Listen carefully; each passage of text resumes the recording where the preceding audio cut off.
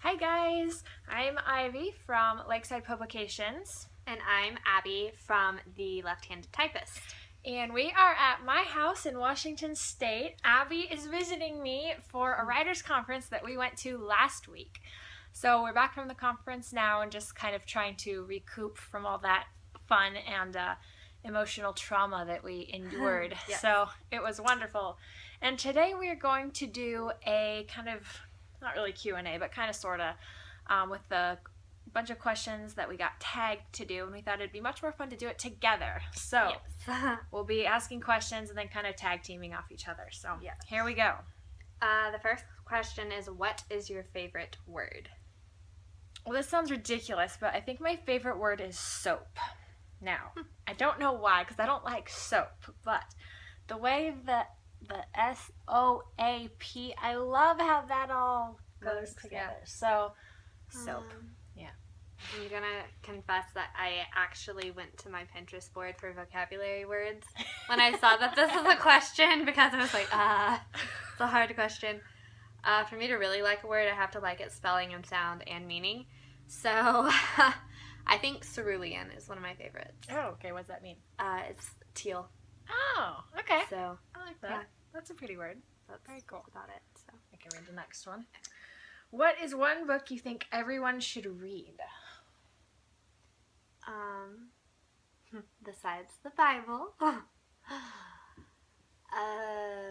one of the ones I recommend most often is A Time to Die by Nadine Brandes. Okay. I would say. Because I feel like not only is that a popular genre, but it's got a lot of good messages for anyone who reads it. Mm-hmm. So, I don't know. That's a good one. Yeah. I would say probably A Penny Parcel. And I know that it's not everyone's cup of tea, but I really like the message that's presented in it. And, I mean, it is historical fiction, so I kind of love it for that anyway. But the writing is not fantastic, but I feel like the story makes it worth it. So I'm like halfway through that right now, so Okay. I gotta keep going when I get back home. it does drag a little bit, but borrowed it is it. good. Okay, the third question is, what book series that you or your family owns has the most books in it? Whoa.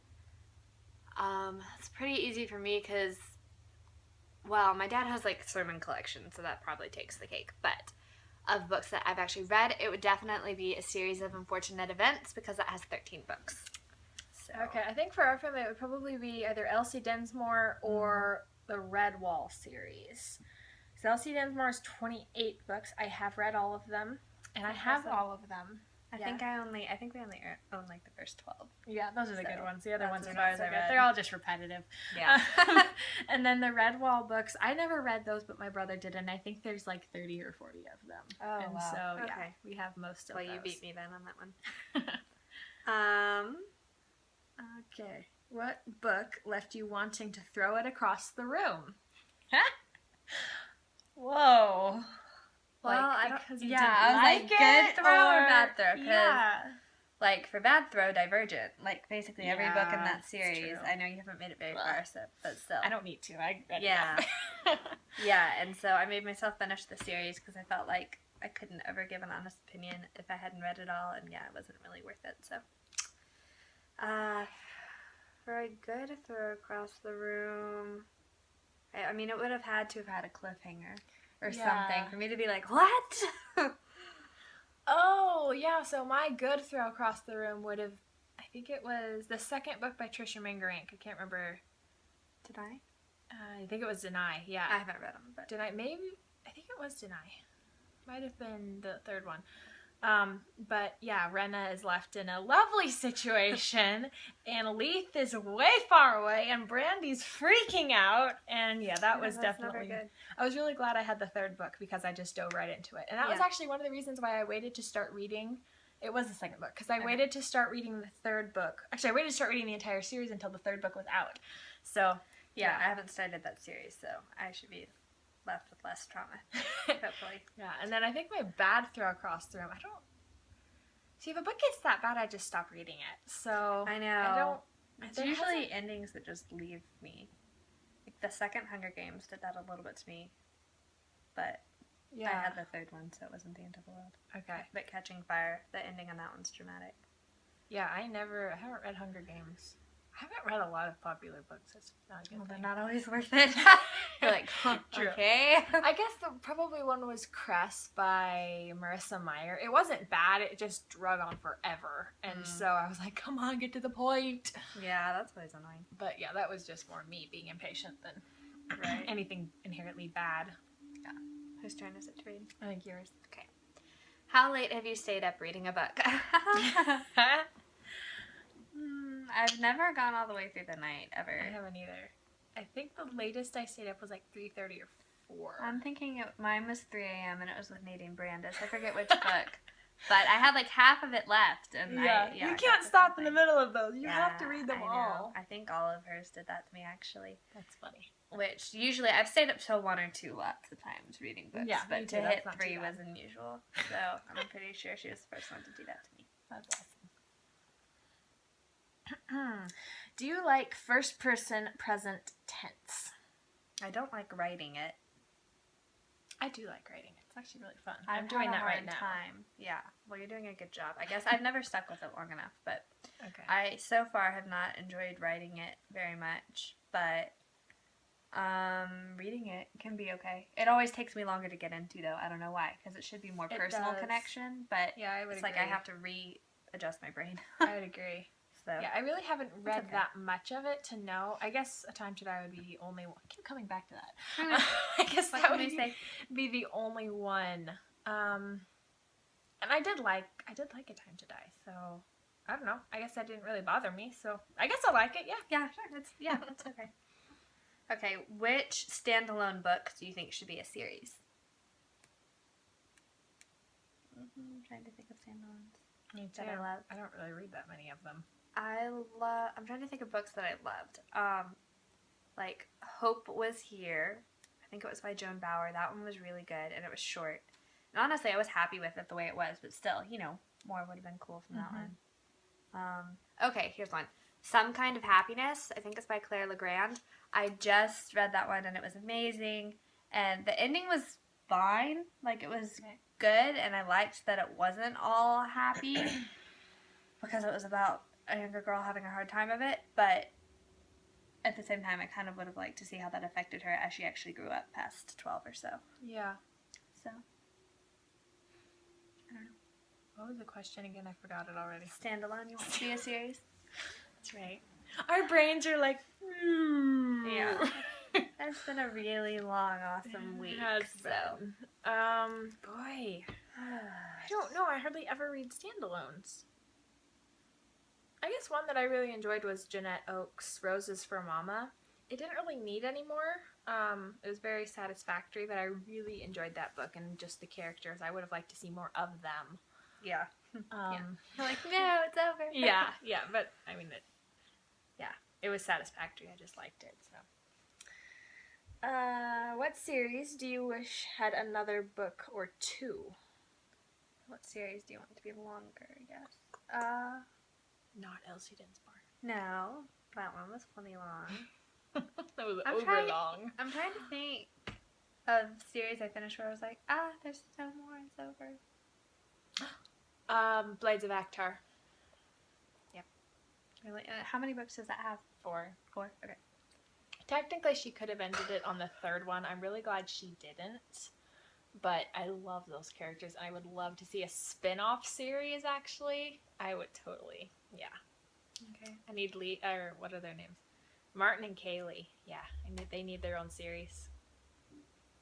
I'm trying to think. Most series I've read, I've been happy with.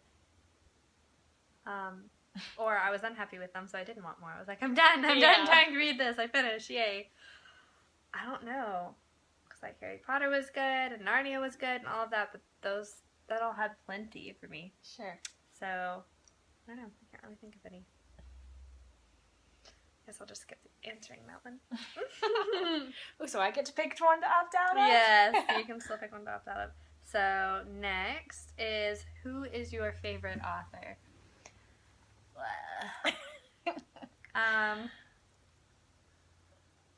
It's hard because I have lots of books I like, but liking everything by a single author, Yeah, it's like extremely rare. It's like liking everything by this music artist. You pick and choose. You don't even buy a whole album. Right, It's like, I know.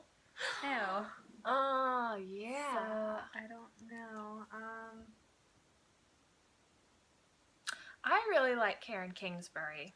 I don't like everything she writes, but a lot of her books are really, really good. Okay. Yeah. I haven't read any of hers yet. I know. We probably own some. I haven't read Harry Potter, so. Yeah. Well, it's not everyone's cup of tea, and honestly, my dad read it aloud to us, so I need to read it, like, for me. Okay, yeah. It was a couple years ago, but... Can't opt out of this one. I know, I can't opt out. I gotta say something. I already used my get out of jail free card. Maybe... trying to think. I like Most by Jeanette Oak. Really, it's only her newer stuff that I haven't liked, but I grew up on her, and I still really, really enjoy most of her books. So, Louisa May Alcott is another one that her books can be, I don't know, almost a little hard to get through because they can be kind of dense, but they're so good. I've liked everything I've read by her. So. Yeah. Okay, let's see what's next. Kindle or paperback? Paperback. Yeah, that's not even a question. I always, like Kindle's great for travel or something. Well, and I like it for if I'm trying out a new author. I mean, if the Kindle book is cheaper. Yeah, I mean, getting Kindle books is nice. But reading on Kindle is so not great. And it hurts to drop the Kindle on your face. Yeah. It really hurts to do that. Yes, I have done that. So yeah, definitely paperback. Honestly, I like hardcover even more than paperback. See, it's funny. I prefer paperback, like actual soft cover. Yeah.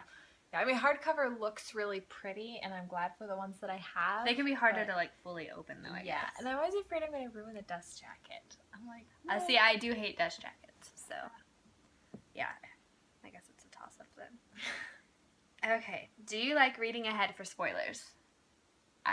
I feel like I always am like, I do, but at the same time, I really hate spoiling things for myself. Like, like my mom is really bad about like Googling things if we're watching a TV show or the Olympics. Bad. I know. And see, I never do anything like that, but with a book, I will flip through the pages to get an idea of where it's going sometimes. Okay. But I don't like actually jump ahead, really. See, for me, it's kind of funny because I will, if I trust the author to not play with my heart too much, then I will just read it. Right. But if I don't know the author that well, I know, I'm like, is this even worth reading? What is she doing? And my parents always tease me. They're like, you say you like to cry when you read books.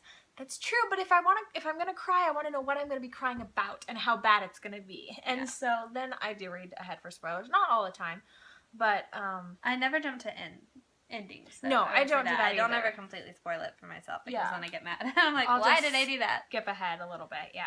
Yeah, I did that with your book, actually, when I was beta reading for Martin Hospitality. I was like, this is so sad! So I skipped ahead a couple of chapters. I was like, okay, it's fine. It gets better. We'll be good. Yes. Your turn, I think. Okay. Is it my turn? No, it's my turn. Yes. What genre do you read most often? It used to be contemporary, which is why I think I write contemporary right now. Yeah. But lately... I don't know. Lately, I've been trying newer books, which I guess are often contemporary, but that's not all they are. Yeah. Yeah, I would agree. I used to read a lot of classics and historical fiction, like old historical fiction, like Jeanette Oak and Louisa May Alcott. I guess those are classics. Right. But yeah, lately in the past couple of years, I've been reading a lot of new books, and I think it's because like helping other author friends. Yeah.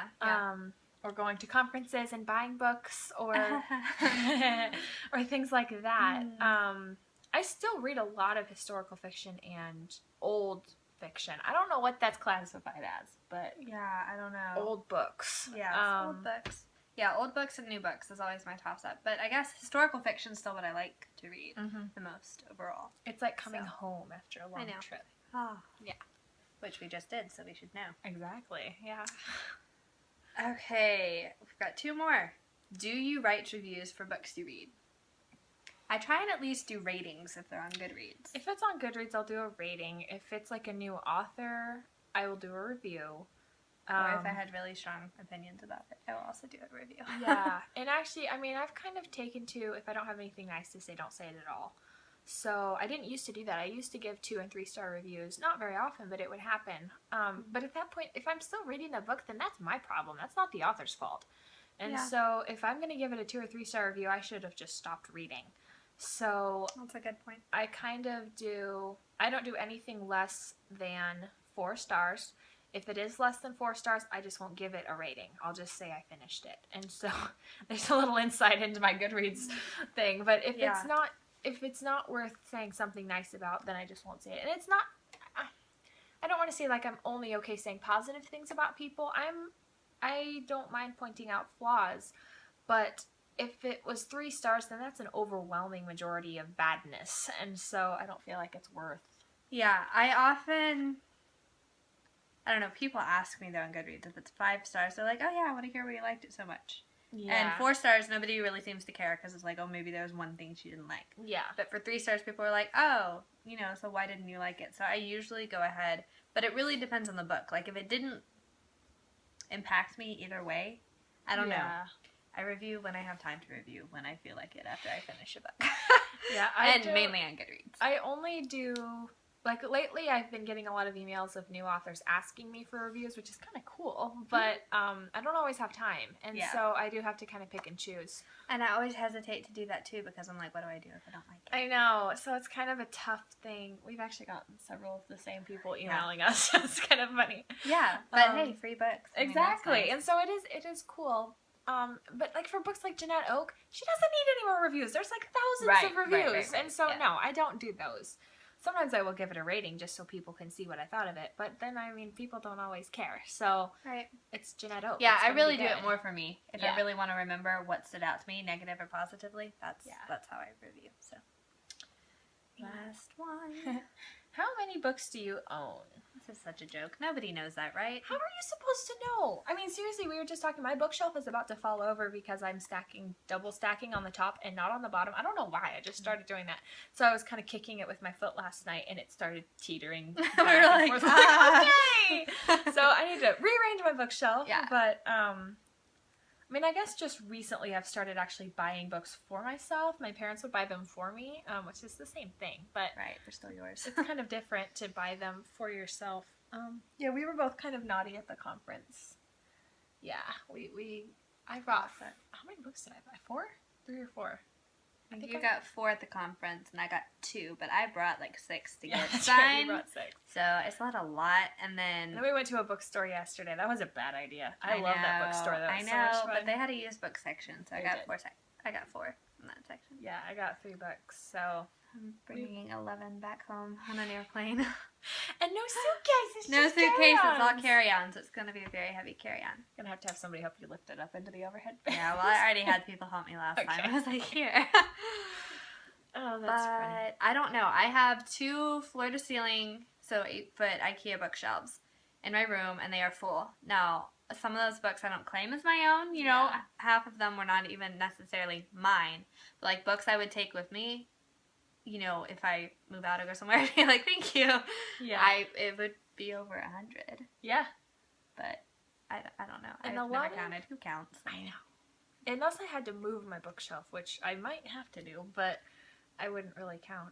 And it's kind of hard because a lot of the books that I have or that people have given me, I have to share with my other siblings if it's like for a school assignment or something. Yeah, that's true. Or just a book that my mom wants the other kids to read. And so that's on their bookshelf. So occasionally I'll go and dust it off because nobody takes care of their bookshelves in this house. I don't know what the problem is. You're like, wait, my books are on this shelf. I go over and I'll dust around the book and keep it all nice and clean. That's funny. It is funny. I don't know why I do that. Yeah. I'm like, take care of my baby. No, we have an entire wall of bookshelves in our dining room area, which is just off our living room. Cool. It's a little nook. And so, we have an entire, I think it's like 4 shelves, but it's an entire wall. And one entire shelf is like school books, school fiction stuff. And half of those I would claim. And some of them were from co-op classes. But, in my room, I don't know, I'd probably have an entire bookshelf. Yeah. An entire large bookshelf of books. Yeah. I really want to get another bookshelf because the one I have is kind of tall and skinny. And my room isn't huge because I have a big bed. I have a bed and then the chair sofa thing, which I love. But it does take up a lot of room. Yeah. So I think I can get one to go under the window there. I think I get a short one. That's a good idea. I may have to do something like that at some point. But I'm out of space. I'm like, uh-oh. fun sharing rooms with siblings. I know. Yeah. So My sister doesn't take up much room yet, so that's nice. Yeah, my sister does. So. Well, you're a lot closer in age. You know, there's Yes. like an 8-year gap between me and Annie. So. Yes, that's true. Yeah. So yeah, the answer to that question is we have no idea, but it's a lot, and we need more space. So. Yes.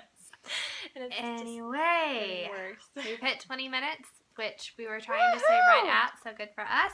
Yeah. Thank you, Victoria Meeks, for tagging me in this tag on YouTube. It was really fun.